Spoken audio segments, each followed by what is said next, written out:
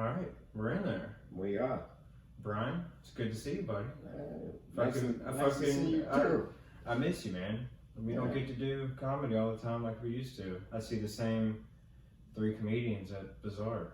How long has it been? Has it been a whole 6 months or probably? Let's see. I remember the last show I did at Dead Crow was, March or April? Oh, yeah. It was definitely. Yeah. And then I got that shit. I don't think the Bazaar ever stopped doing comedy. Yeah. That's not my favorite room to do. Yeah. You ever been there? Oh, yeah. We used to call that the gym. The gym? When it was, yeah. When it was the Juggling Gypsy. Yeah, before Sean took it over, I did it a few times. And it's tough. I've, against better judgment, I got my dear sweet mother to come watch it at the Gypsy one night. Right. And it was me on stage and just her in the crowd. Yeah. Yeah. I don't know, man. It's crazy because, you know, this town has never gave up on that spot as far as comedy. And I mean, I've been in there, you know, for the most part, it was ran as a mixed multimedia. Yeah, you know, you never know where you're going to get there. Yeah, you know, primarily the comics would go in there and take over, but, you know, we would have all kind of guys. Especially now. Come in. Yeah, it was crazy. I mean, I've been in there where touring rap groups would show up, you know, from Texas. I was in there, and this dude came from Florida, and he was an acoustic guitar player with a loop setup. He had a whole loop setup. And this motherfucker played Sober by Tool. Played the whole thing from start to finish, just him and an acoustic guitar. And he used a drum set that was set up in the back. It was actually mine. It was set up in the back. Oh, for real? Yeah, to film the rest of the shit, and it was crazy, man. Dude he was. I mean, it was probably one of the most incredible performances. He's just straight up raw talent. Yeah. I've never seen that guy again, man. He's just a wandering motherfucker, man. Straight away into the night, you know, never to be seen again. Yeah, he's like, you know, what's the guy that sold his soul to the devil, Robert Johnson and shit. Like, the Crossroads. Yeah, Crossroads. Shit, I would, if I was at the Gypsy about fucking blackout drunk and I was stumbling to the car, dropping my keys, and some tall, slender guy is like, hey, you'll be the next fucking, you know, Bill Burr, but you're gonna give me your soul. Yeah. Wouldn't think about it. Absolutely. Yeah, that's called the promoter. You're running in 1,000. He is the devil. Yeah. Oh, they all are, man. Yeah. I know some wicked ones. But you're doing the crab pot next month. Yep, with Tim. Tim and Ellie. Speaking of the devil. Red hair devil himself. Fucking MAGA hat wearing son of a bitch. Nah, I like Tim. I fuck with him. I fuck with Tim. And Ellie's doing the show too. I'm trying to get her on. I'm trying to get her on this show. I've known Ellie, man. Since we were 11, 12 years old. Oh, okay. I've known her a long time. She knows me too well. Yeah. You want to put one back, man? Salute.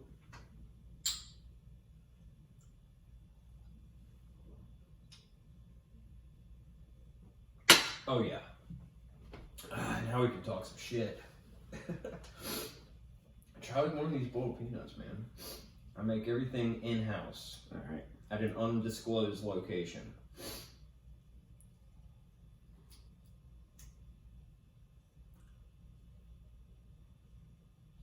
No, they're good. Yeah. The longer they sit, the better they get, man. Fuck it, I'll have one. Yeah, what do you season them with? A little bit of everything. Salt. Garlic powder. Just salt. Just salt. Mm-hmm. Really? And I usually let it sit in the pot overnight. Yeah. Kind of get it good and marinated. And it's good as fuck after that. Yeah. Speaking of funny. Where did you come up with that as being a trade of yours? I know you're from here.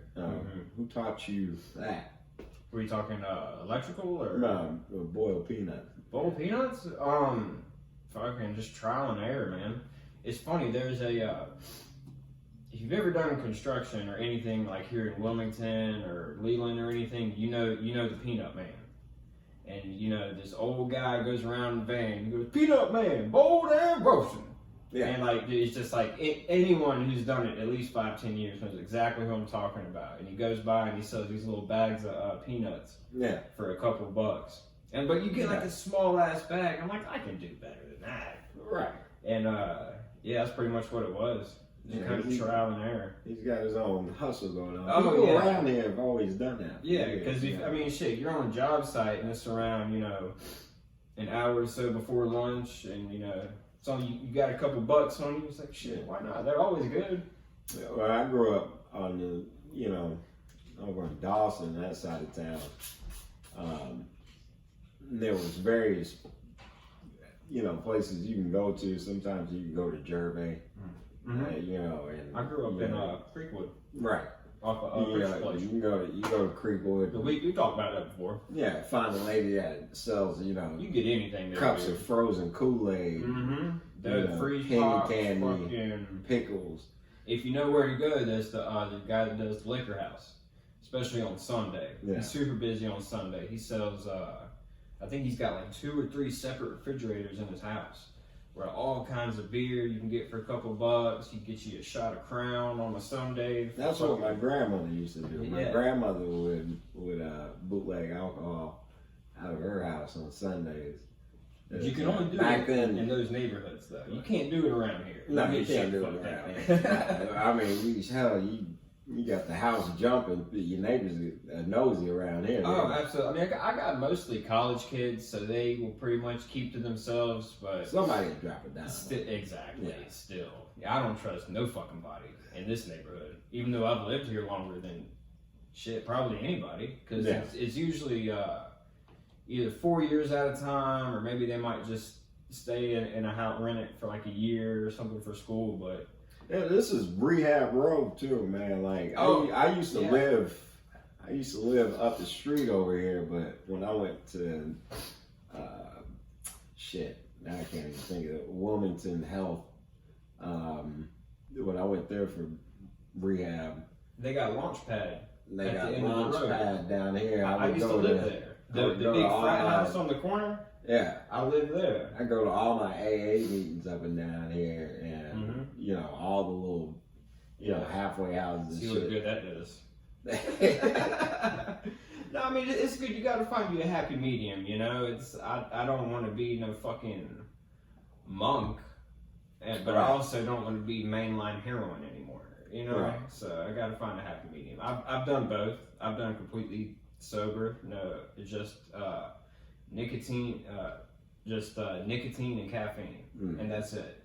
And I didn't like the person I was becoming at all. Like self-righteous, just right. You felt like you had to advertise. And a lot of people do that. And that becomes their life. They hang out with only people in recovery. They only do recovery things. If you, God forbid, if you smoke pot or drink, you're looked at like, a fucking terrorist. Yeah, like and they shun you. Program. Well, because for the most part, you haven't really given your life over to sobriety if you still smoke weed.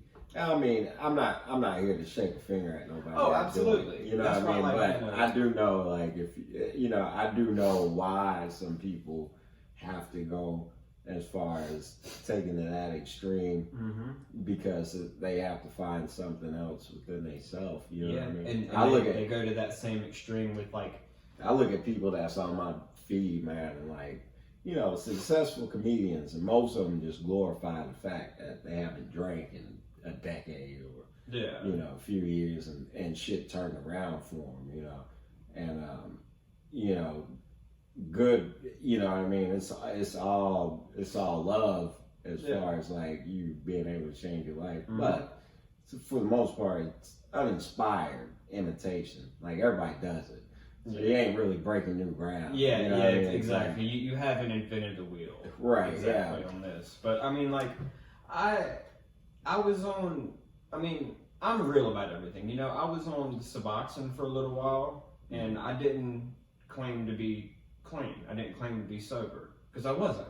You know, it's got narcotics in it, you know? Right. And the people that, you know, oh, I'm clean. It's like, dude, you still smoke pot and do Suboxone. No, you're not. Right. You know? So, I mean, I've always been real about it. And I'm not delusional about anything. Mm-hmm. I know, you know, if I get, you know, I go a little hard one weekend, you know, might do a little powder. But I know I can fucking rein it in. Yeah. And I've just been doing it for so long, I know myself that well. I know. It's like, all right, you're getting a little out of control, buddy. Let's chill out a little bit. Your job and your lifestyle entails you to be able to do that, especially if the quality is there. If the quality is there and you're getting some good shit, then by all means, you know, treat your body right with it, you know, for the most part. And then on top of it too, it's like, you know, you don't have kids. You ain't really got to deal with, man, live your fucking life. Yeah, like, you know what I mean? For real, like, have fun, you know what I mean? That's always, I've been a big advocate for that. Yeah. When I look back at my life, I will never say, oh, I wish I wouldn't, or I wish I didn't do that. No. Yeah. My regrets would be, I wish I would have done that. Right. Yeah. You know what I mean? Yeah. Because, I mean, we're all going to die. I mean, that's, surprise, we all die in the end. Yeah. I mean, I'm going to do what the fuck I want to do while I'm here. But I'm not full of shit either. And that's the big thing. Can't be full of shit. No. Yeah, that's the main thing. You know, I look at some people, man, and it's funny because they live within a fantasy within their reality.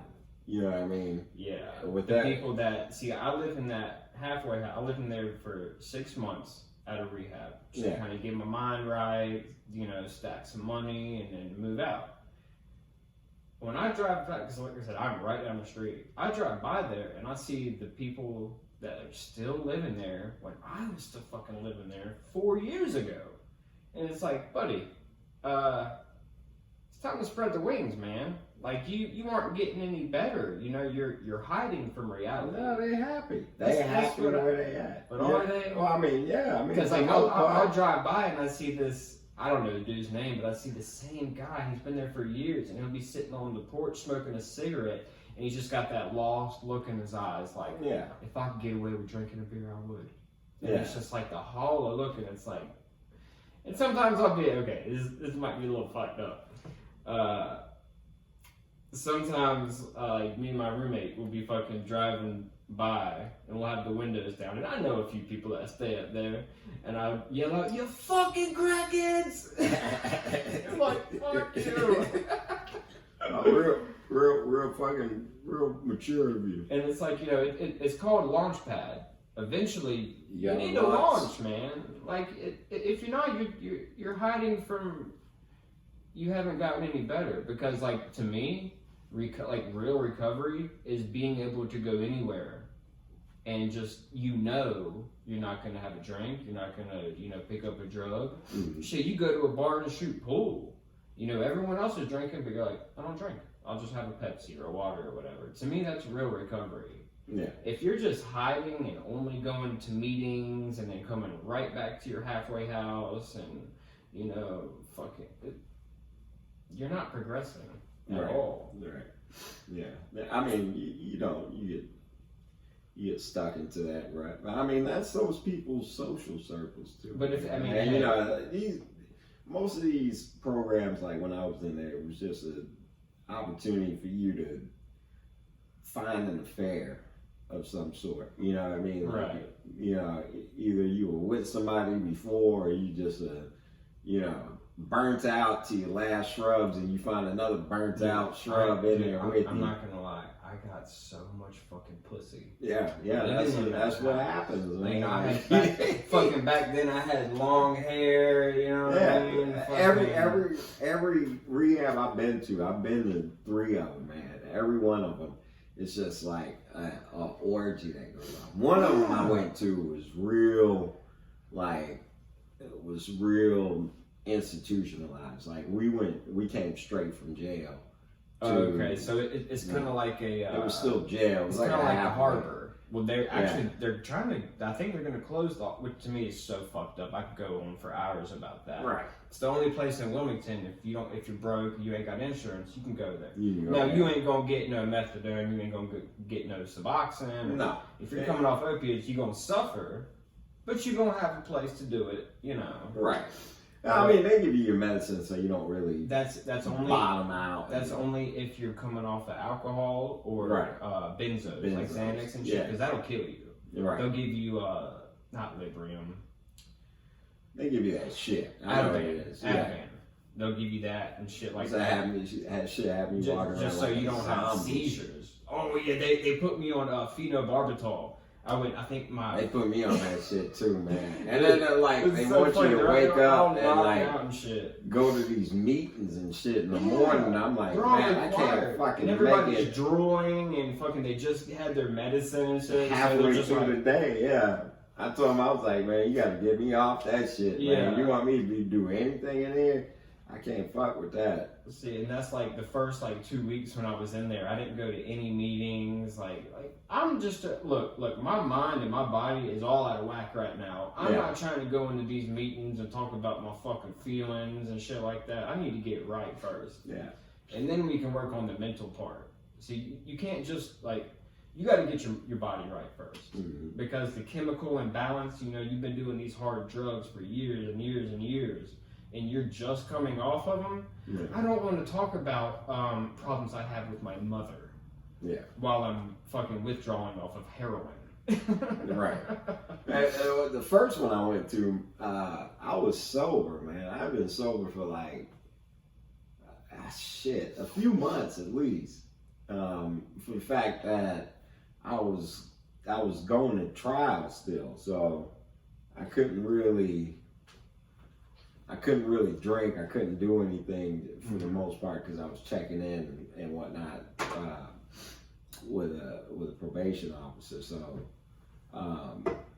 before I got hit with what I was going to be doing, either going back to jail or doing one of these programs, I fucking love this thing. I was sober, and I had to go to this hardcore intense rehab program where. They sitting there cussing you out. Yeah. To me, I think people need that. Yeah. A lot of people don't need to be coddled. It's like, hey, you fucking piece of shit. When you go get your life together? Oh, yeah, What are you doing? What are you doing? They were right off the gate, too. They're like, oh, you don't like it? You can get the fuck out of here and go to jail. We will call you. We got an officer on site. They had some people really do need that. They had a police officer on site. I'm just that type of person. Sometimes I need a kick in my ass. Yeah.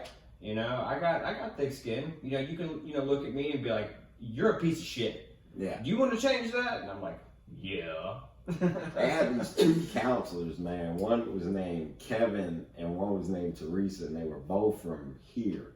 They were from Jersey, but this was in San Diego. And they were funny that they approached, because Kevin, he had this thick East Coast accent. So did Teresa. It's kind of like it was a Eastern Northern or Eastern Southern. Eastern Northern. Yeah. So when I came in there, he was like, "I want you to do something for me. Get up and go look in the mirror and tell me what the fuck you see." How bad do you want to be fucking sober? How about you want to be fucking sober? That was a black dude. With real buck teeth. So I get up, I look in the mirror, and I was like, well, I see a black man. He was like, and? I was like, I see, I don't know, I see a felon, a drug abuser. He was like, and? I was like, what? He was like, you're a fucking liar. You're a manipulator, and you're a predator. That's what you are. You're a fucking predator. I mean, when you're deep into addiction, all those things are kind of And that's the way he came at me, you know what I mean? So I'm sitting there looking in the mirror. It's like, you know what? Yeah. You're right. I'm looking in this mirror, and I got this crowd of people behind me, 30 people. And you can't bullshit all these people, because they all been through the same shit. Well, he tells them, he goes, and then the lady Teresa's over there. She's like, and give him some feedback, everyone. So other people that don't even know me, I'm just coming in here, they like, yeah, and you're a piece of shit, too. And it just got worse. Like, They're like, "Yeah, you skinny black punk motherfucker." I'm like, "Oh, hold on, man." They get way too into it. It's like, whoa. What is it? Like, whoa. Let's pump the brakes. And Kevin would be like, "All right, we're not here to just bash the man. We're giving feedback."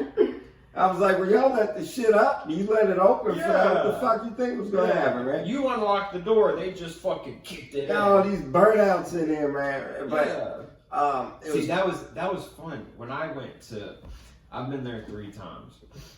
The last time I went, like it really worked. And the group they put me in was all like, you know, people in their early 20s. Well, I think I was like 26 or 27, 26. And I go in there and I hear them and they're just like, "Oh, my mom's a bitch. She just doesn't understand me, blah, blah, blah, blah." And I'm just like, I'm just sitting there, I'm quiet. I'm just soaking it all in. And it's like a little horseshoe. And I'm the last person on the horseshoe around. And she goes, "Now, Hunter, what do you think about? What is your turn?" I said, "Well, to be honest, y'all are about full of shit." and I turned and looked at the counselor, and she's all our age. And I said, "To be quite frank, you're full of shit too." I said, "You're preaching to us about, you know, fucking, you know, being clean, you know, all that shit. Don't do drugs, nothing that alters your mind.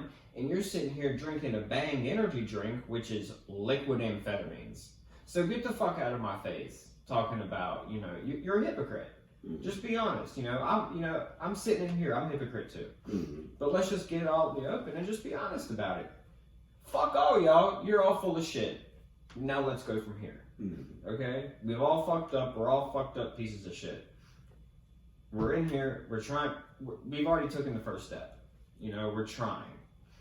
Now once we get clean of all these drugs and that kind of cloud or that fog kind of lifts, now you can work from here. You can't take someone who's still going through detox and pound on them. What do you want to do? How do you feel? What's your plan? Look, I'm just trying to get off these fucking drugs right now. Right. And then we can work from here. Yeah. And then you got fucking a crook. I'm not going to say his name. He owns Launchpad. I'm not going to drop his name, but I'm pretty sure if people know what that place is, they know who I'm talking about. What are you talking about? Bud? His initials are WR. Oh, okay. All right. He owns Launchpad and he owns Coastal Carriers. Coastal, is it Coastal Carriers? No. It's a moving company. It might be Coastal Carriers, I don't know. But it's like $900 a month to live in Launchpad. And then he hires those people because, you know, I was lucky. I already had a job when I went into rehab. You know, I had been doing electrical for a while, so I was good at it. Right. But if you just go in there and you were kicked out of mommy and daddy's house and you needed, you know, to pay rent, he would hire you at his moving company and pay you minimum wage. Yeah. So he would like charge you, like I said, $900 a month to live there. As soon as he gave you that paycheck, which was minimum wage, you gave it right back to him. And he says he's helping people. I mean, he's an evil genius. I mean, it's genius. They all are. It is genius. For the most part, if you go to some of those places. But it's a little fucked up. You're not helping these people. You're putting money in your pocket and you're getting these awards. You know, halfway house of the year. You know, recovery of the year. It will technically. And it's like you're a fucking sociopath. It can keep you sober for a while. The thing is, like, I mean, I've been in places where they will take out disability on you. Like, you have to sign up for disability, and that's the way for you to pay your room and board. Because it's like a direct deposit type deal. Right. Because it's like it's straight from the fucking state or government, whatever, and it just comes right out of it. Right. So you don't have to. I mean, they told me. I mean, I had one director that was for one of the rehab facilities in there. He let me know the game. He was like, "Hey, look, you want to make money ever?" He was like, "Invest in prisons and in rehab facilities." He was like, "You will get your money back 3 times fold every time." And what was fucked up? See, I'm not this. I mean, look, I'm not the smartest person in the world by far, but I understood what they were doing. They were manipulating these addicts, and like you had to have like a certain amount of quote unquote community service hours a week, which is like working on the halfway houses, blah blah blah. Well, I did all this electrical work that they wanted done around there, and they wanted to say, "Oh, that's just your commute." Nah, you're gonna pay me money for the job I did. You know, I don't live here for free. I'm doing all this electrical work. You're gonna pay me for what I did. And if you don't meet your community service requirements for the week, you're fined $10. Fine, give me that $10 fine. But your bill for the work I did is $200 fucking.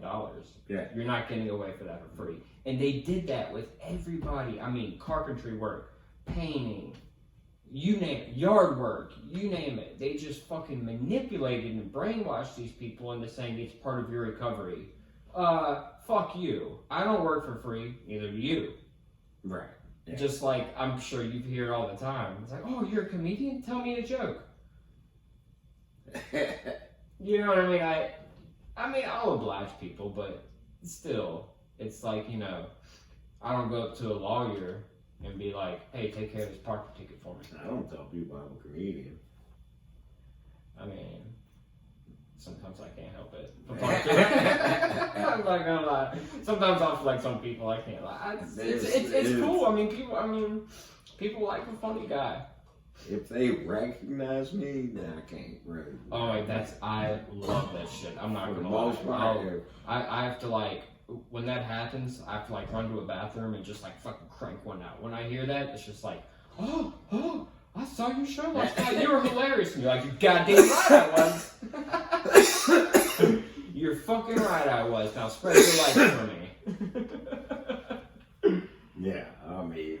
No, I can't, dude. I love hearing that shit. Especially if I'm like, if it's right after a show at the comedy club, you know, it's like, oh, good show, like, ah, thanks. Mm-hmm. But if it's like, you know, if I'm out at the grocery store and someone sees me like, oh, you're a comedian, I saw you're really funny. I just fucking instant boner. Fucking love that shit. That's what I mean. It do feel good. Maybe that's the narcissist in me. You gotta have fun in life, man. Yeah, yeah. I mean, I'm not gonna lie to you. You know, that shit does. You know, it's a positive feeling. It just lets you know that you're in a place where you need to be at. You get that dopamine hit when you go on stage and you fucking kill it, and you come off stage and well, you're kind of married, so it's like I get off stage and a woman's like, you know, I'm paraphrasing of course, but she's like, oh, I loved your set. Let me blow you. Yeah. But, you know, basically, that's a fucking dopamine hit. That is. That's initially what I started doing comedy for was to get laid. And it works. But then again, they also expect you to be like that 24/7. Right. You know? Right. It's like, you know, I have to tell you, my grandmother's, you know, she's got cancer. Ha ha ha ha ha. No, I'm serious. She does. I'm hurting inside, and I'm trying to tell you how I feel. That's a funny joke. I'm not joking. I'm being serious right now. Exactly. You know, it's hard. Sometimes it's hard to be taken serious. Yeah. Oh yeah. Yeah. Definitely. I mean, you do that. That's part of it, especially being single and doing comedy. You go into a dark place. You know, I was going through. I wasn't married, but for the most part, you could say I was coming out of a relationship that was long term, and I went through this real woman-hating phase, and it reflected on stage. You know what I mean? Like the way you were like, oh, these fucking women, all they want to do is spend money, and you know, bitches, and you know, and you start attacking people. But you do that in LA, man, like you crucify yourself, you know, so it only takes one or two. I love women, dude. I really do. Yeah. And like, I'm real about myself. I know I ain't shit. Right. You know what I mean? Like, in a relationship, you know, it's a lot of work for me. It's a lot of work for me. Yeah. Because, like, I don't care. And that's tough. It's hard for me to fake that. Yeah. And I'm just, I would tell them that. But I mean, like, between me and you, I don't care. Well, most men don't. I mean, it's like, not the things that they do, you know. Most of my friends are comedians. Right. The way your storytelling abilities makes me want to put a fucking knife in my throat. You know what I mean? Yeah. It's like I could tell, her story. Like, yeah, me and Greg went to the store. A guy slipped and fell on the floor. He fell and busted his ass. It was hilarious. Bam, 10-second story. Mm. Well, me and Jennifer. Do you remember Jennifer? Well, we know it.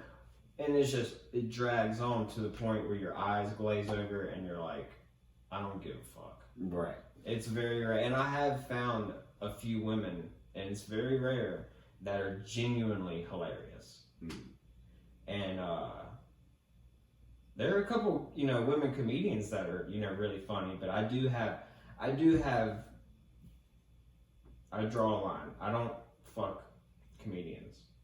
I don't think it would turn out great in the long run.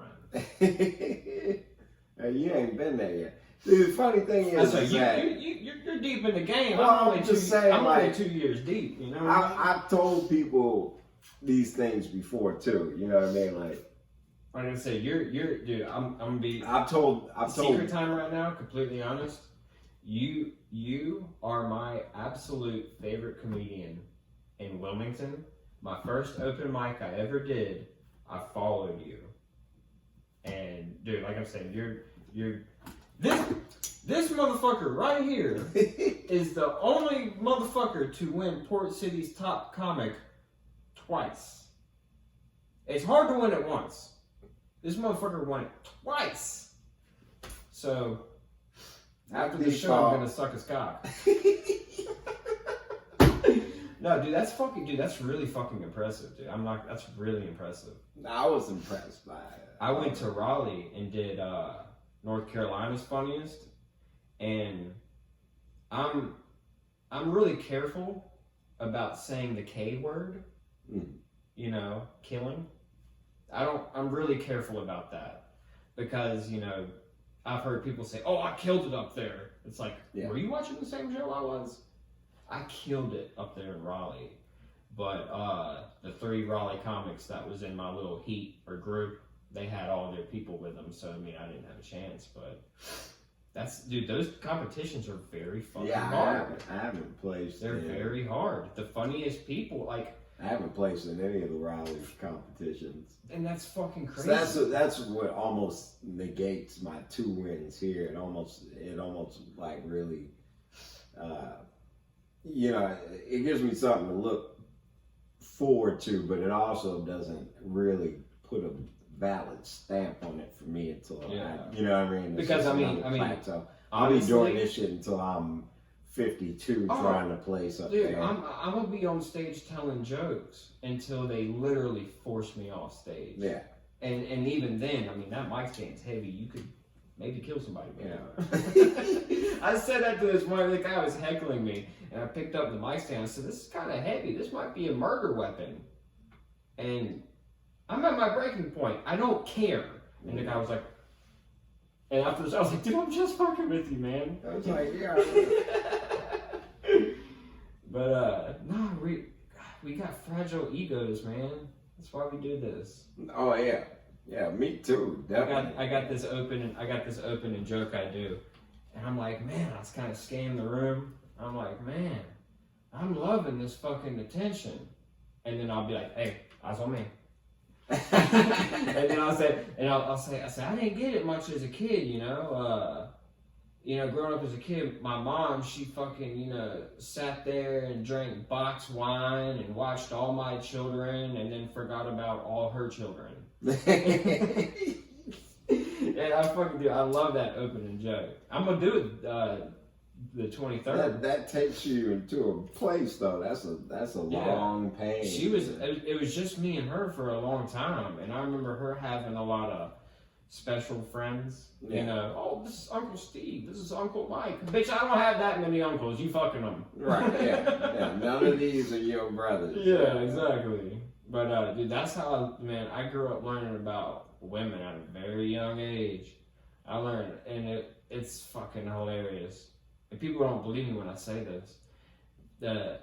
Whoever she was dating or fucking whatever at the time gave her rent money for the whole rent. You know what I mean? We were fucking, you know, we had it bad. We were living in Section 8 and shit, and we almost got evicted from Section 8. I'm like, how the fuck does that happen? Rent's like $4. Yeah. Yeah. And she walked out, and you know, she gave rent money, and she's like, I'm gonna tell you something right now. And I was like 9 years old. And she goes, boy, that pussy is some powerful stuff. And it sunk in my head, and I never forgot that shit. And she's right. Yeah. She's absolutely right. You can see that by the OnlyFans. Yeah. These fucking weak men pay these women an ungodly amount of money to just to watch. Yeah. Yeah. Like, you don't have a prayer of touching them, let alone meeting them. Yeah. I don't get it. Like, I've never been like that. You know, if anything, I've had women pay for my meal. You know, buy me drugs. I mean, and that's not to say, you know, it's give and take. You know what I mean? But I'm not a sucker. Yeah.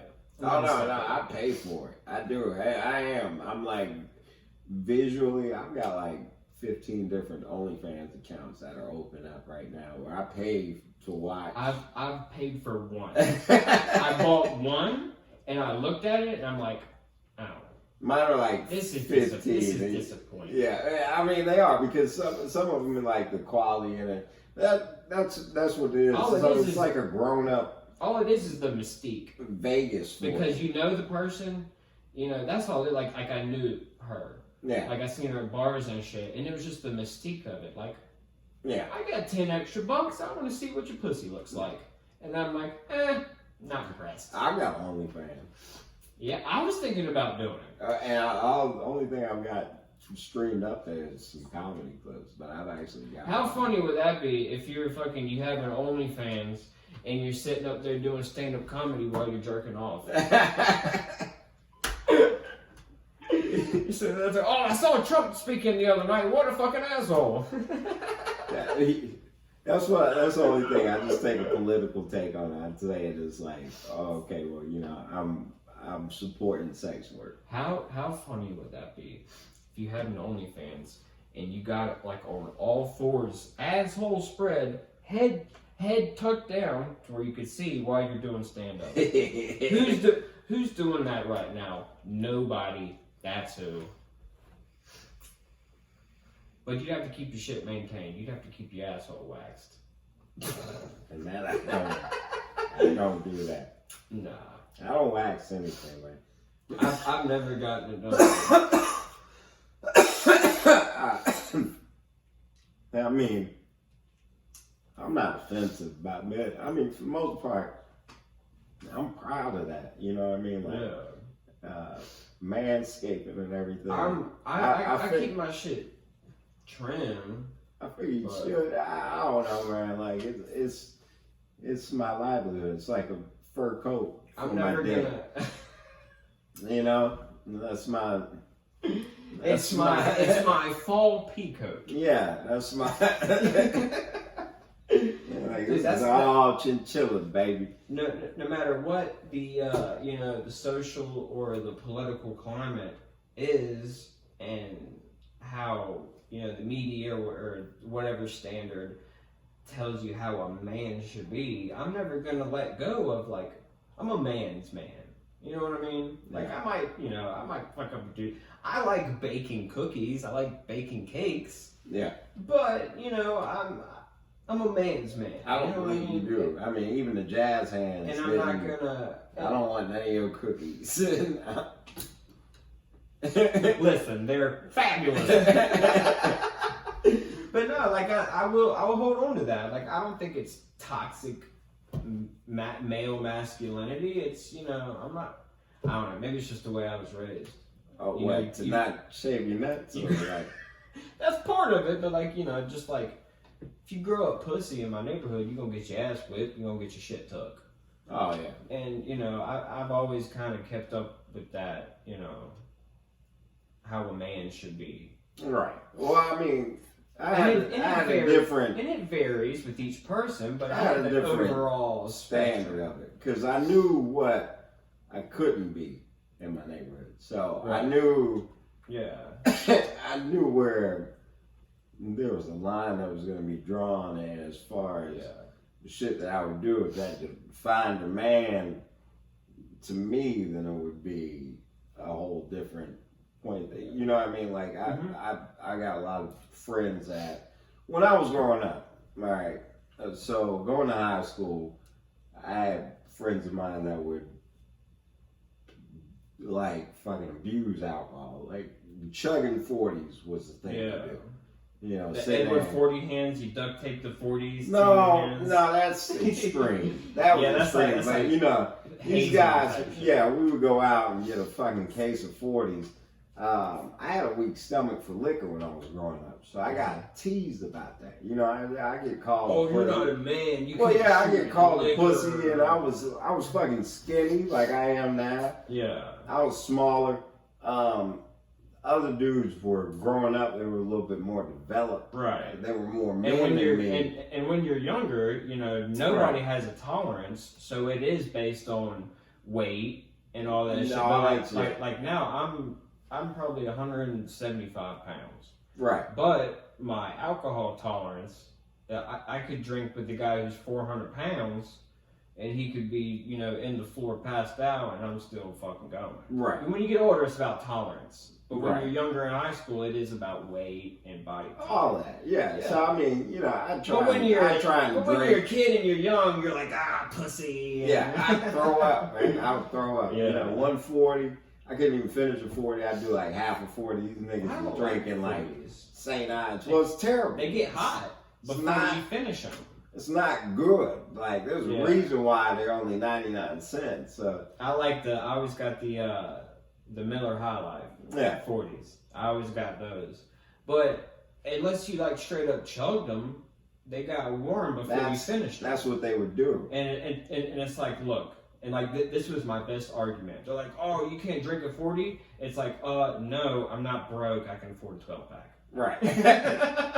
Well, these guys would do that. They would chug them, and you know, years later, I talk to them now. A lot of these guys have like fucking severe liver damage. They got problems. You know what I mean? You know, they were the cool guy back in the day, and, and now they're like, hey, what's up, man? You got like $5 I could have? Well, they're not. They ain't doing that bad, but you know, niggas is on dialysis, and you know, it's a fucked up life to have. I'm 41. You know, I would hate. You're 41? I would hate for you that. You look fantastic for 41. I'm not gonna That's because I wasn't checking. You look my age, but then again, I probably look dog shit for 28.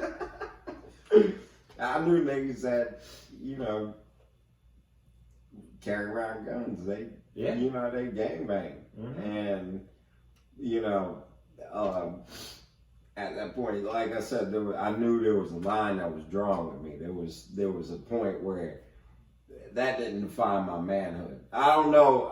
You know what I mean? Like, I couldn't define my manhood on that. Like, I just knew that wasn't in me. You know, so if that was defined as being manhood, then that's kind of where it would... See, like growing up... It would have to stop. Like, growing up where I did with the skin tone I had, it was, you know, it was tough. You know, I did have to... I got my ass beat plenty. Yeah. But I did have to, you know, stand up for myself and, you know, learn how to, you know... And to me, that was... I mean, as you grow up and you get older, you know, being a man is, you know, taking care of your family, taking care of your shit, not having to depend on anybody. It doesn't matter fucking how good you can fight or shoot or how big your cock is. It's like, can you take care of your family? Can you take care of yourself? Well, that's the thing. To me, that's what being a man is now. But when you're young and shit, it's, you know, who's got the bigger dick, who's the best fighter. Yeah, there's times where who's the biggest drinker. There's times where you have to bow out. You know what I mean? Yeah. There's a couple situations where, you know, for the most part, I've had my manhood checked, and I just have to take that as an L. You know what I mean? Luckily, I don't have a fragile ego. Man. You know what I mean? It's because I've had, and I feel like a lot more people in this world need this. I've had my ass beat so bad multiple times. I mean, hospitalized. I mean, all fucked up.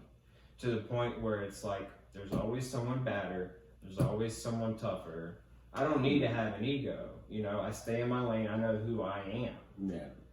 And I mean, that's just kind of how I figure things. Yeah, But then you again, know what I mean? sometimes, you know, you do get to drinking and you're like, fuck you. That's how you survive to be, you know, 41 or 30, you know, I'm something. 20. I just turned 28 28 in years old. June. Yeah, you don't. First day of summer. You My don't birthday. live that long, you know, not knowing that there's certain Yeah, situations. most where you of just have to- my good friends are, man, they're gone. They're dead and gone. And Yeah. a couple of them are left. A lot of them are in prison. Most of them are dead from, you know, overdoses, you know, violence, whether it be gun or whatever. So it's like, I don't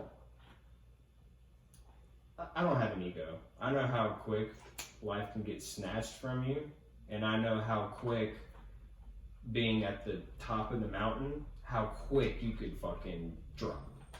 So, you know, like I said, I stay in my lane. Yeah. I just appreciate what I got going on right now. Yeah. That's why I love comedy, man. I got funny, you know. People didn't fuck. They knew I could hold my own. You know, I wasn't pussy, but they didn't fuck with me because I was hilarious. Yeah. You know what I mean? I'm the funny guy. Yeah. And I mean, that's, you know, that's a survival mechanism for most people. It's just to, you know, deter people from really fucking with you. You know, everybody's in a turbulent kind of situation. And you know, you do see, like, you go out, you do see a lot of people, you know, mean mugging or flexing. It's like, I'm here to have a good time.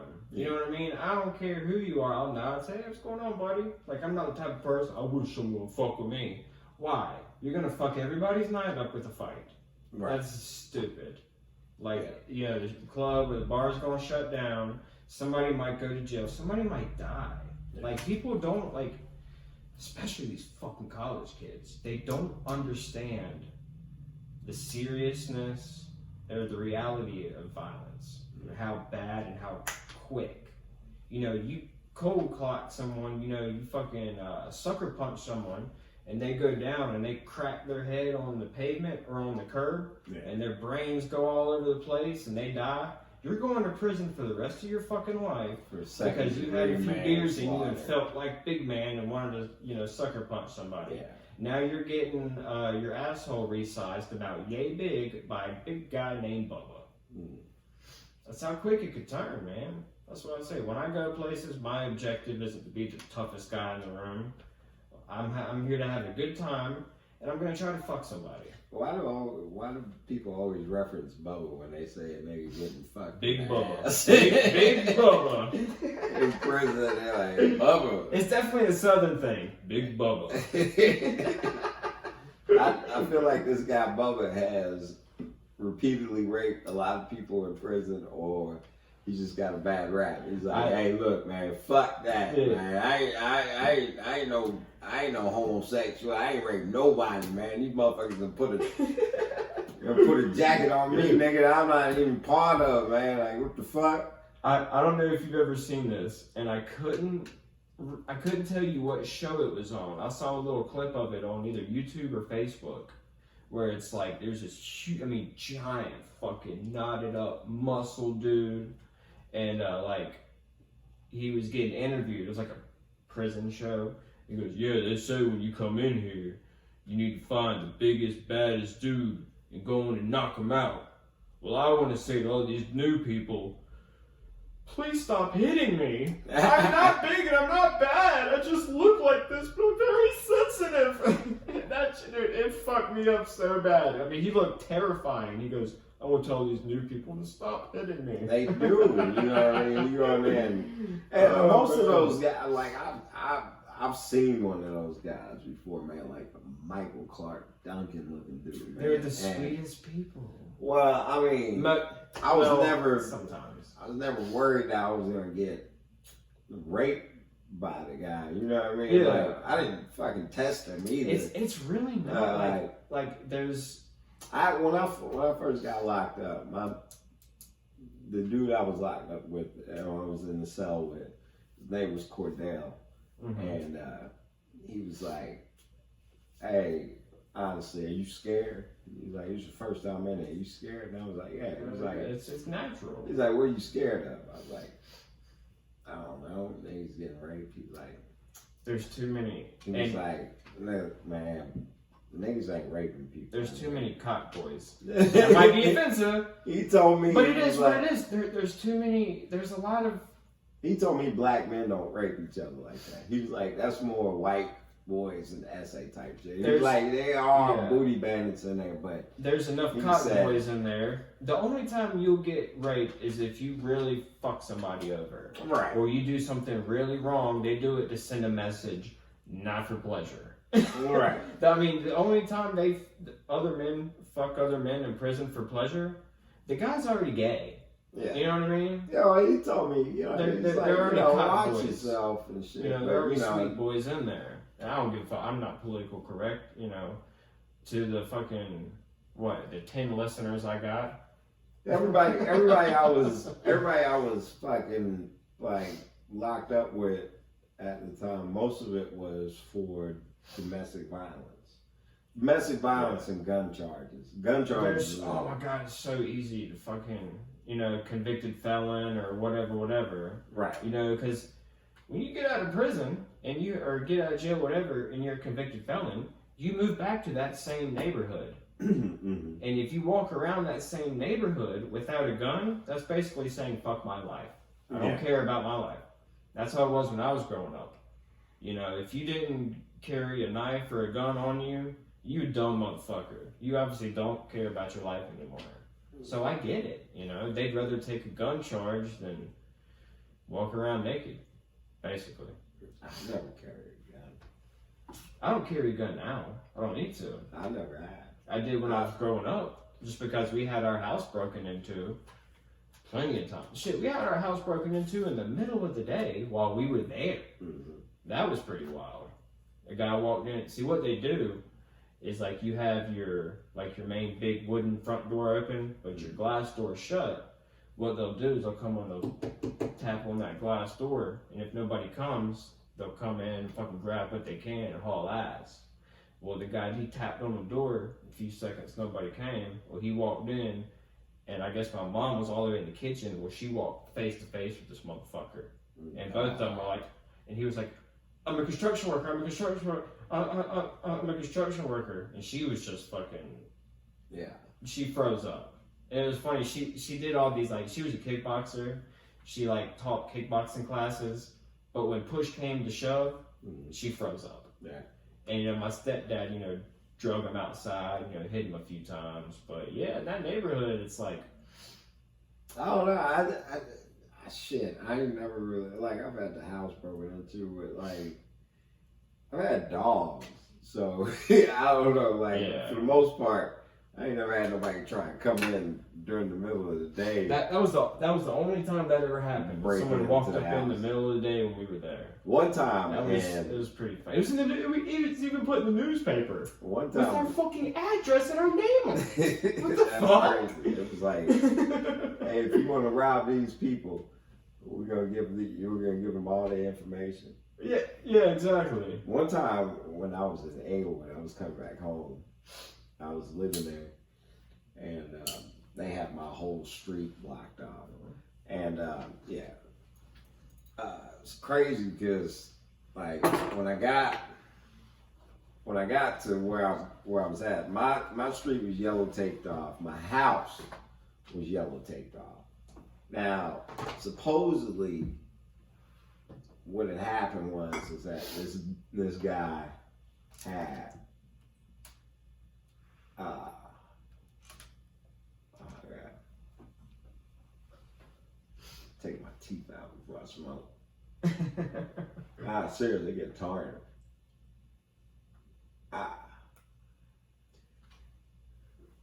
Anyways, how convenient. Just stick them in your pocket.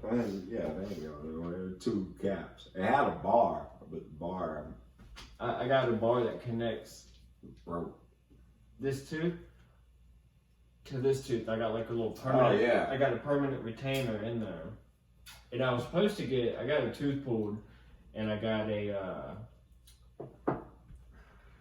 what's it called? I got a dental implant put in my mouth, but I just need to get a crown for it, and I'm trying to convince my dentist I want to get a gold tooth, and he goes, "No, we can just do a regular one." I said, "No, I want a gold tooth. I'm about it." And I said it like that. I kept a straight face, and he thought I was serious. Yeah. I said, "Look, man, I'm Master P. I'm about it. I How want the gold teeth." How much more is the gold tooth? It's about the same. More, Is it? I think it's like I said. It's been years ago, but I think it was more, and I don't think my insurance covered it. And I was just kind of being an asshole, you know. Because back then I didn't give a fuck about nothing. I was like, "Look, I'm about it." And he's like, "Just get out." But nah, I got that fucking, and it sucks. Like sometimes I'll eat chips and shit, and like it'll like get impacted, and it'll like I'll crunch down and it'll stab me like. Yeah. So, but that's it. Other than that, it's fine. Yeah. I ain't pretty any fucking ways. Who cares? Well, I mean, you know, take a few teeth here and there. Yeah. My grandma's got no teeth in her mouth. Like, Look, my dad's got no teeth in his mouth, but he only wears his top teeth because his bottom teeth is just uncomfortable for him. And I remember he didn't warn me the day he got it done. You know who Tony Robbins is? Yeah. That motherfucker like Tony Robbins. He goes, "Look, I got new teeth," and I was like, "Ah!" And I was like, "Dude, that's a bit much." But yeah, he only wears the top. They look fine. I mean, because just the way his jawline, the way his mouth is, you can't tell if bottom teeth are, and they look fine. Yeah. Yeah. And it's probably like the bottom, like just that, like the bottom. No, it's all of them. He has them? 0 teeth in his head. 0. And it was funny. He was fucking with this one guy. He was in the process of getting all his shit took out.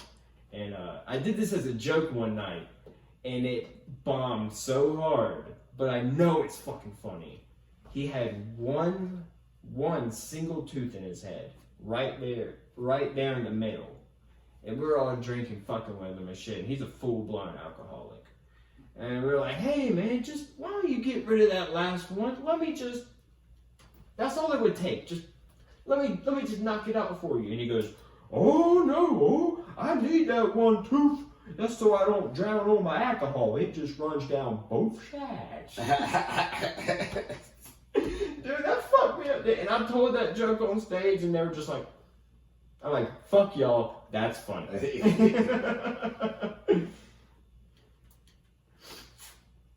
Speaking of which, let me take the time. If you enjoy Call of Duty, gaming, Warzone, or just streaming in general, you need to go to Twitch, and you need to check out, he's one of my best friends, very good friend of mine. You need to check out my friend Jeremy's Twitch channel. You need to go to twitch.tv/the_Reaper_show.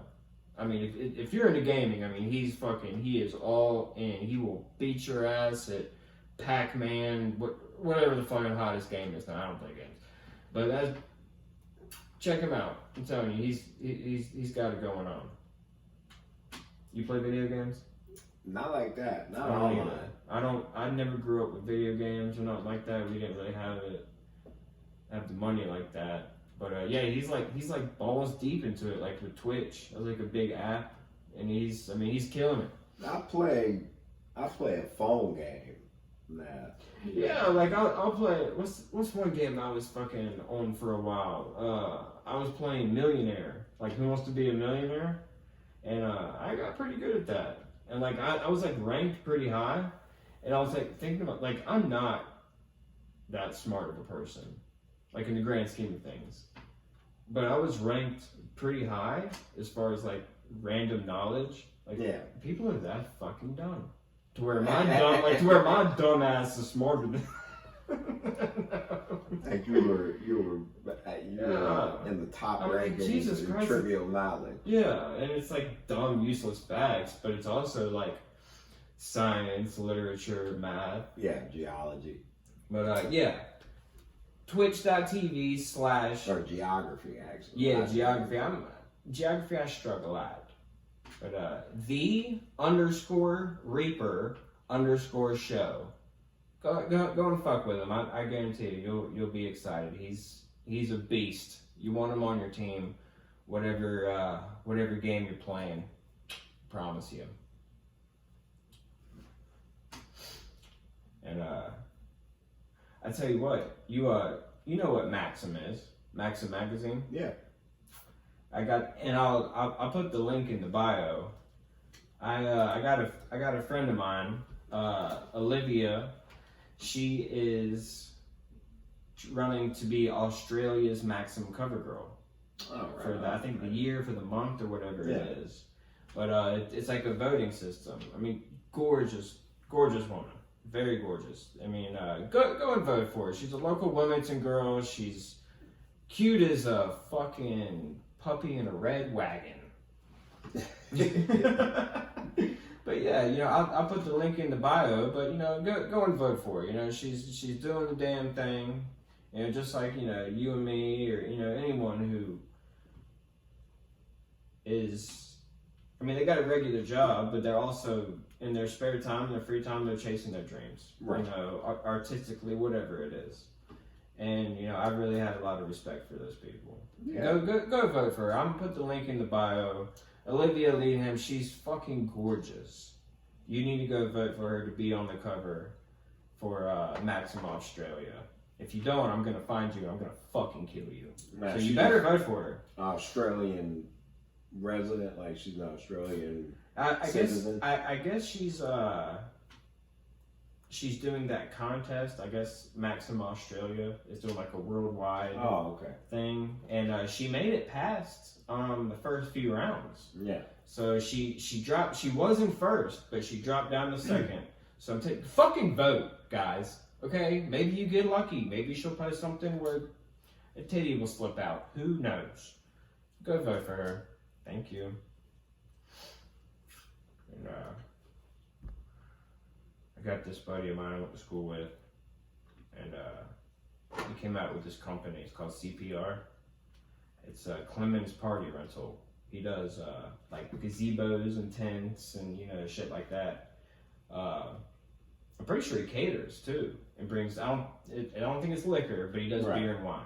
Also, at your party or whatever you need to do, any size, he's like super professional. Everything is clean, brand new, whatever color you want. And like during COVID, this brand new thing he's got, it's a fucking portable like hand washing station with like a foot pump. So you're at a party with a bunch of nasty fucking kids with sticky hands, and God forbid one of these rats fucking touches you. You got that fucking. You can wash your hands. especially in this, you can get soapy water in your hands and then splash it in the kid's eyes. No, it's a good product. He really cares. He's also from Wilmington. I like the name too, CPR. And it's cool the way it's like Clemens Party Rental, and he's got like the like the Lifeline. What is it called? Lifeline. Yeah, something like that. I don't know what else is called. Yeah, Heart monitor. He's yeah, I think so. Heart rate monitor. Yeah. I don't know. I'm not a doctor, clearly. I did that joke on stage. I was like, I know this is gonna fuck y'all up, but I don't do stand up for a living. I'm actually a medical doctor. And I say it with a straight face, and they're just like, I'm like, and I'm like, y'all are giving me that look like, yeah, right. We all saw you do blowout back. That's who does the most blow of medical doctors. They can afford it. Yeah. Oh, dude, they're all drunks and they all. My dad is good friends with a guy who he's like the black sheep of his family. He's like a fucking drunk. He likes to smoke pot, do drugs and shit, and he's a carpenter. But his brother is a fucking heart surgeon. His sister is a college professor, and his dad was on the board of education for New Hampshire County, and he's kind of like the black sheep. And he's like, oh, all these fucking doctor people and all their friends, they write prescriptions for each other. Yeah. You know, it's like, oh, your back's hurting? Here's 120 Roxy 30s. It's like, oh, you have anxiety? Here's 90 Xanax bars. Yeah. It's like, that's This will clear it up for you. Yeah. Especially, you know, city council, shit like that. They love to get fucked up. There's like, they make rules that they don't have to follow. And it's the same thing from Senate, House, all up. You know, they don't have to take drug tests. Oh, I can imagine. That's fucking crazy. I mean, it's obvious. Because you look me in the face and you tell me Donald Trump is not on some sort of amphetamines. Right. I don't believe it. Man gets 3 to 4 hours of sleep a night, and then campaigns like that. Man, it's like awful diet. As old as he is, Yeah. he's got.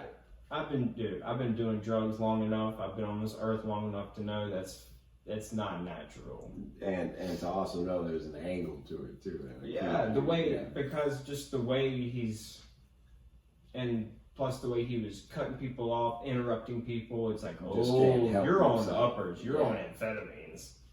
Yeah, but I just want to say one thing. Can I finish the question? But thank you, man. Even the But moderator I want to was say like- one thing. It's like, sir, can you let him finish? No, it's from China. We need to get that motherfucker out of here. He's had his fun. I'm sure he's had fun, but I don't like Biden, but he's got to do better than Trump. He's got to. I got to believe that. I'm not going to vote. Or if I do, I'm going to vote for Kanye.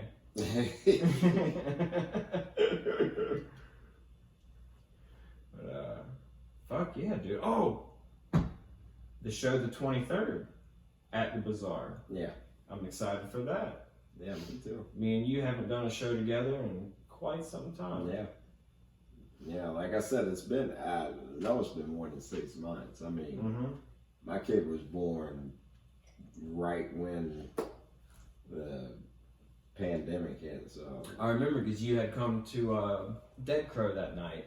You said that your baby was born either that week or the week before that. Well, was going to be. So, I mean, everything was, you know, when I was in the hospital, they started shutting everything down. Like, immediately, right during that week. My kid was born on the 26th of March, so that's when all the... it's like right there That's when when it all started. the state ordinance. COVID's not real. We all know this. It's not as real as... I say that shit at secondhand work. smoke. I say that shit at work just see what kind of reactions I get. Because most of the people and the builders I do work for are like super fucking conservative. Yeah. It's just like, ugh. It's pretty fucking gross. Like they just can't help themselves. Like if you're a person that they've never talked to before, they're just like, so what do you think about Trump? They just can't help themselves. And I'll just fuck with them right back. I'm like, well, COVID's not real. We all know this. It's not a real thing. And like some people are like, yeah, exactly. Well, I mean, as far as, you know, my whole philosophy in life was pretty much summed up. You know, you believe half of what you hear and believe None of what you say.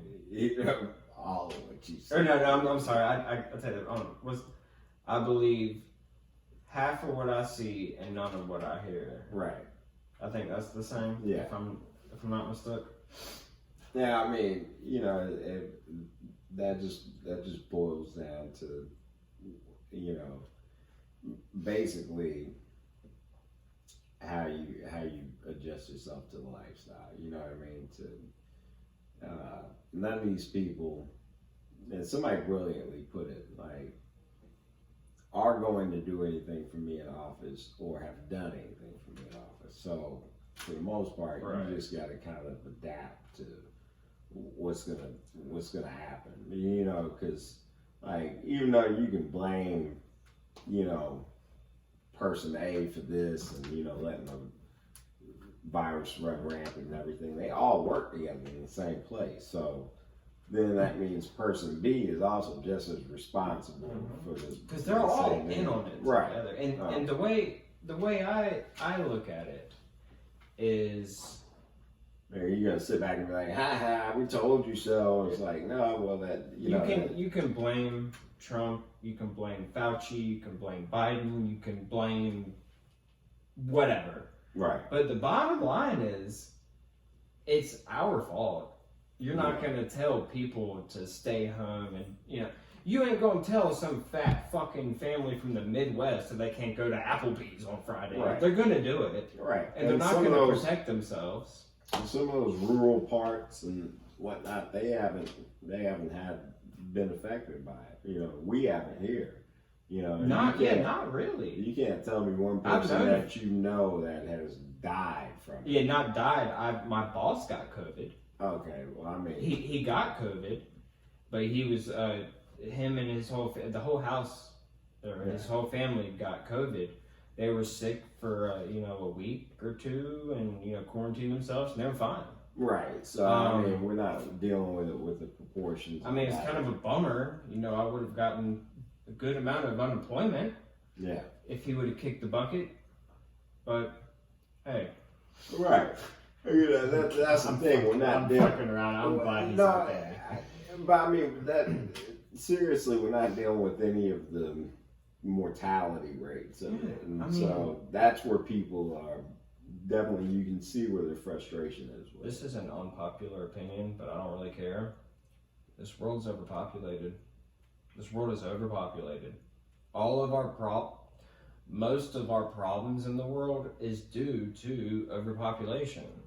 And if you believe in God, whatever, maybe this is God's way or the universe's way of,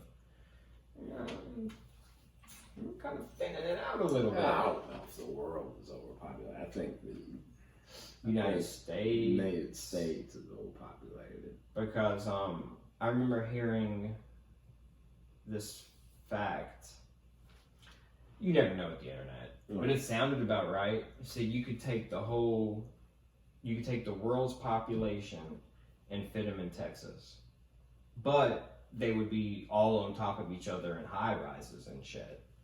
So I mean, the world isn't overpopulated, but I don't know. You know what?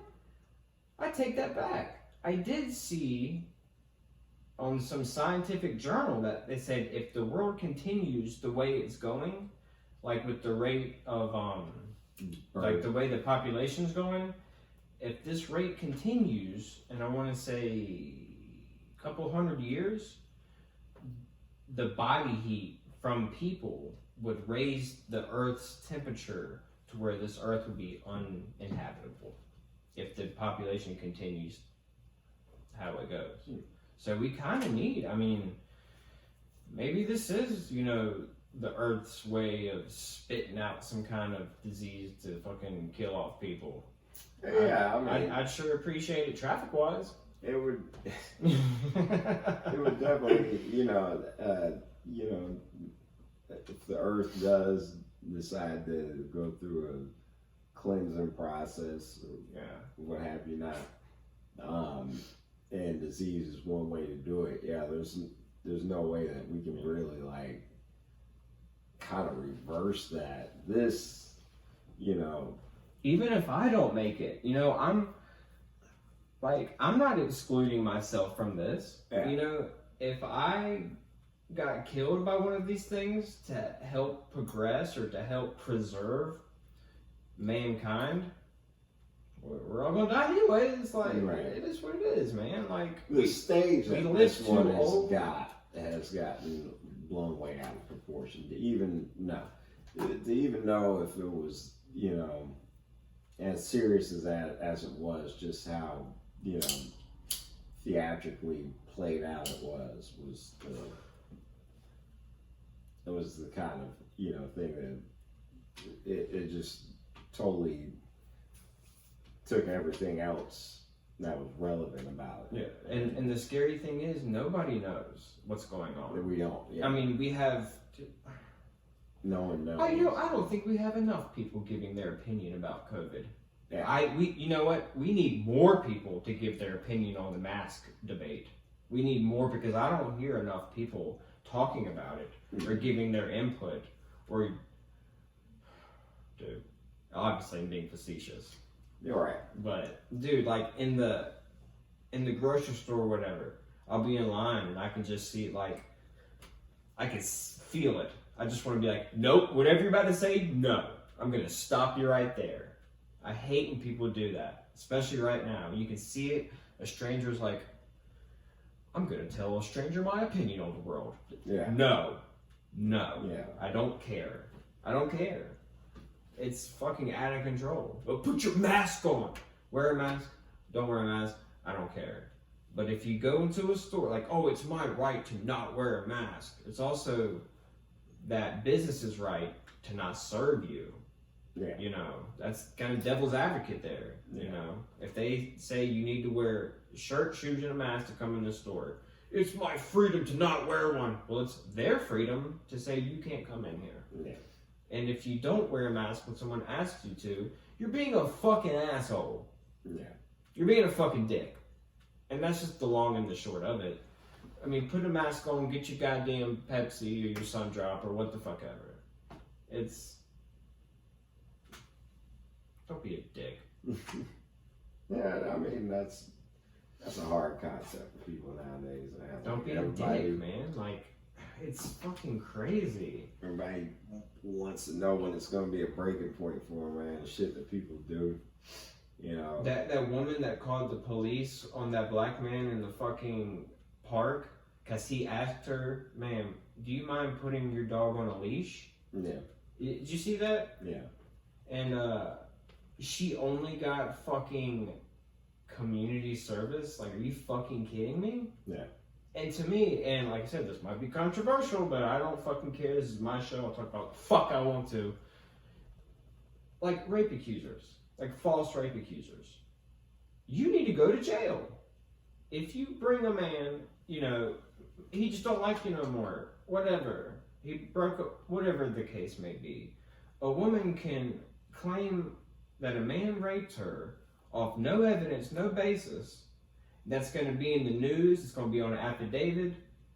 And it's too late. Even if he's found not guilty in court, you have that stigma about you out there. Yeah, it's already kind of out there for you. Even if you've never, you know, you could be yes ma'am, no ma'am, you could be the most polite man on the planet, and you get accused of something like that, that's it. Those women need to be held accountable just as much as the people held accountable for making fucking accusations or calling the police on a fucking black kid dribbling a basketball down the street. Oh, there's a gang member in my neighborhood. Those people need to also fucking be held accountable. That's my, feeling on it. Because you've already ruined that person's life. Yeah. I mean, it's... No, I definitely think they need their ass whooped. Yes. Yes. That's the big problem. Some people just need to be punched right in the fucking face. Yeah. And then, right when they call the police, the cop needs to be like, that's what you get. That's what you get. You're a dick. Like, that's what you get. Maybe next time you won't approach the situation the same way. Right. But I don't know, that's like my whole output in life, man. Just fucking get it, like, you know when you're being a dick. You know what I mean? Like, we're all human. We all make mistakes. We all have different viewpoints on everything. It's not that fucking hard to get along with everybody. It's really not that hard to do this right here. Just keep your fucking mouth shut. You might have, you might see a couple walk down the street. The guy might be black and the woman might be white, and everyone's entitled to their own opinion. But keep it to your fucking self. You know what I mean by that? Yeah. Not all opinions need to be fucking heard. Right.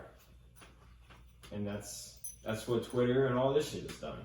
You know, it's not everyone needs a fucking voice. Except for me. My voice matters. Brian's voice matters. Yeah. But it's been a good fucking it's been a good night, man. I'm glad you got to fucking come by. Yeah. I'm still like chipping away at my little setup. Glad I got that thing installed. This is my baby. It's nice. It's on wheels. I'll take it wherever I want. This is actually exactly how my shit would be if I didn't have a kid. Yeah, it's sweet. Well, I would dream of it to be. I'd be like, yeah. And like I said, I'm not fucking wealthy in the least bit, but baller on a budget. As they say. Depends on what your term is about. Work with what I got, man. Like, yeah. You're not third world country for us. I mean, that's. Think of it like I that. haven't, and that's the thing. Like, I'm very, very grounded, and I'm very appreciative for what I have, because I know for the most people in America, they're 1 week, one paycheck away from being in the fucking street. Mm-hmm. They really are. I mean, because most people, I'm living paycheck to paycheck. Yeah. If I missed a week at work, I might have to, do some scrambling. Yeah. Luckily, my word still means something to some people, to where they would, I'd be like, dude, I got you next week, whatever. But I'd struggle. Yeah. But yeah, it's not crazy to say, one bad week and it could, it could change your life. So that's why I'm very appreciative for what I got. I try to love everybody. That's what I try to do on the show, man. Just try to the show's about love, man. For the most part. Yeah. Feel that. Yeah, just get people on here, and I love hearing other people's perspective and point of view on life. Because I know I'm not right about everything. I'm not delusional. And more people need to fucking hear that. You're not right about everything. Like, right. It's okay to take a step back and be like, I like that person's viewpoint, or I like what they said. You know what? They're right. Maybe I need to start doing that. Maybe I need to start acting a certain way. That's what I do with this show. I get all different types of people, all walks of life. Because I'm curious, I have questions about different things. I mean, I'm a fucking half-assed looking fucking white dude. I would, I understand that, I do have things easier than some. I am realistic about that. White privilege is a real thing. It really is. And if you don't think it's a real thing, go to the bank without your ID. I've seen that before, but Right. Fucking Brian Granger, I enjoyed it. I'm looking forward to our show. When is it? 23rd? 23rd. 23rd at Bazaar, the Wilmington Comedy Kickback. Me and this gorgeous chocolate man. It's going to be doing stand-up that evening. Tickets are on Eventbrite. Only $5. $5 tickets. If you don't have $5, DM me. Yeah. I'll give you $5 just for the show. Just for the show. If you DM me about $5 about other, I'm gonna tell you, go fuck yourself. But if you're genuinely going to the show and you don't have $5, I'll give it to you. Mr. Granger, surely appreciate it. Pleasure. Surely appreciate it. Yeah. I hope you come back, man. Not to do a Brian Granger part 2. Yes. Fuck yeah.